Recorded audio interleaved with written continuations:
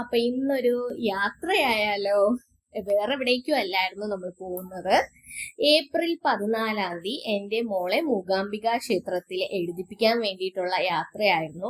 ഇത് 1 വർഷം മുന്നേ എടുത്തതാണ്, പക്ഷേ അപ്ലോഡ് ചെയ്യാൻ കുറച്ച് ലേറ്റായി. കുറച്ച് അല്ലേ? കുറച്ച് തന്നെ.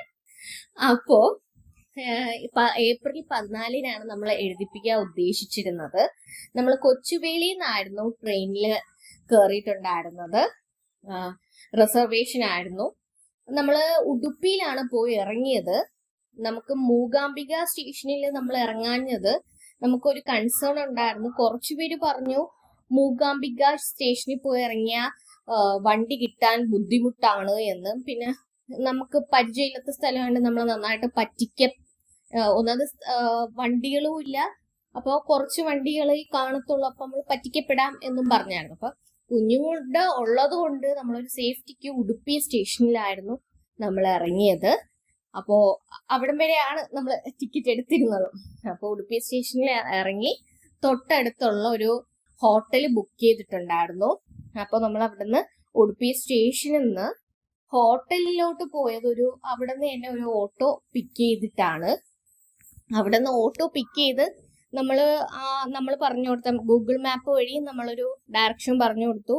ആ ഓട്ടോക്കാരനും എനിക്കൊന്ന് ഹോട്ടൽ കറക്റ്റ് അറിയാൻ വയ്യായിരുന്നു. ബസ് സ്റ്റാൻഡിന്റെ അടുത്ത് തന്നെയായിരുന്നു ഹോട്ടൽ ഉണ്ടായിരുന്നു. ബസ് സ്റ്റാൻഡിൽ നിന്ന് കുറച്ച് ദൂരം ഉണ്ടായിരുന്നുള്ളെങ്കിലും ആ ഓട്ടോക്കാരൻ എനിക്ക് തോന്നുന്നു അത്രയ്ക്ക് അറിഞ്ഞൂടായിരുന്നു.